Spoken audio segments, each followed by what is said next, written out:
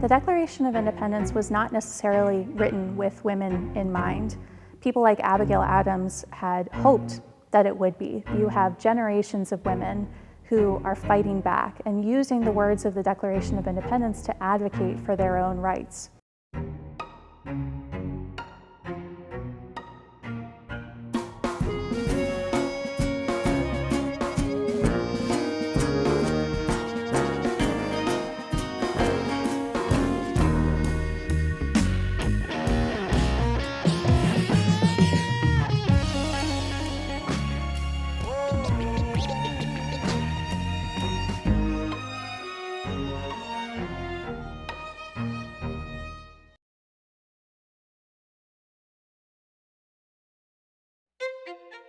During the years of the Revolutionary War, women are contributing to the war effort, the effort to establish the United States. In 1776, we have a few accounts of women reacting to the Declaration of Independence. Certainly John Adams had heard from his wife, Abigail, who said that if in the new code of laws, which will be necessary for you in Congress to make, you do not remember the ladies, we are determined to have a revolution of our own.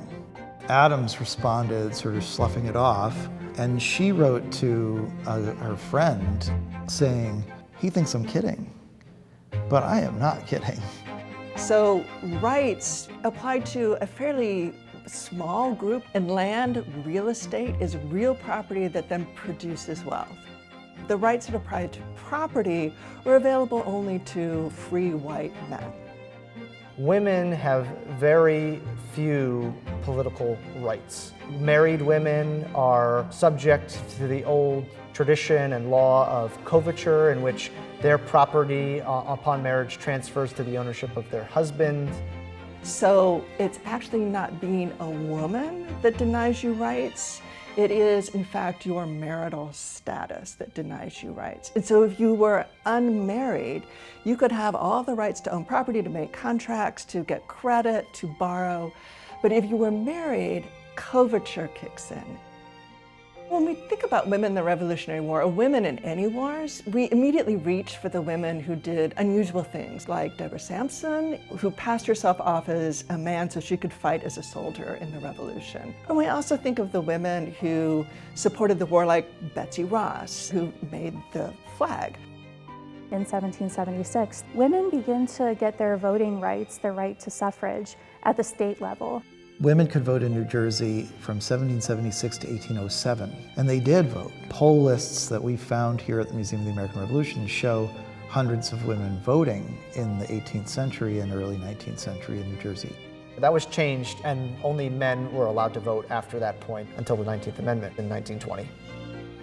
You would think that that would be the end of it, but in fact, Black women still could not vote. So all women do not have the same rights, even though we have this category, women, that women's rights activists are pushing from the 19th century on. There's still all kinds of restrictions that prevent people of African descent and other people, minorities, from voting in various states, and it's not until the Voting Rights Act in the 1960s that that's rectified. In 1848, the very first women's rights convention is held in Seneca Falls, New York. It was this meeting of women as well as men who believed that women needed more rights, not exclusively the right to vote, but rights to education and rights to property and just the right to be equal to their husbands. Seneca Falls Convention had representatives from all over the United States participating. One of the notable participants was Frederick Douglass. Another was Lucretia Mott. Lucretia Mott, who was white, probably the most well-known woman in America in terms of women's rights, but she also fought for the abolition of slavery. Another young participant was Elizabeth Cady Stanton. And so they issue a Declaration of Sentiments.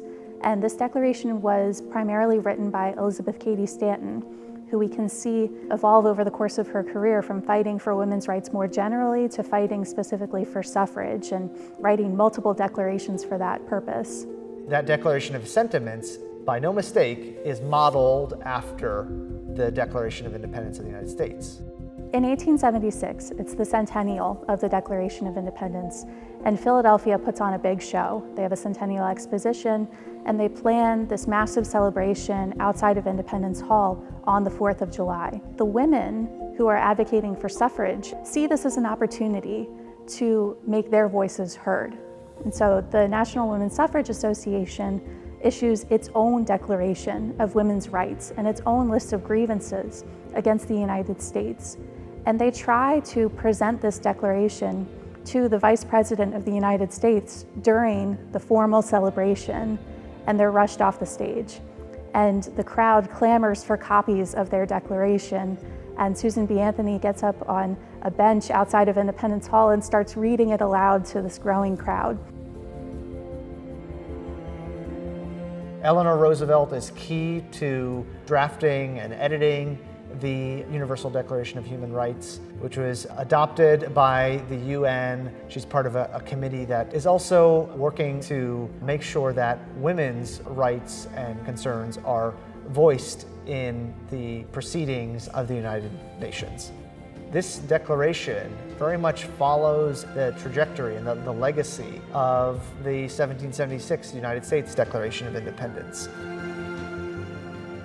You have generations of women who are fighting back and using the words of the Declaration of Independence to advocate for their own liberty, rights, and the pursuit of happiness.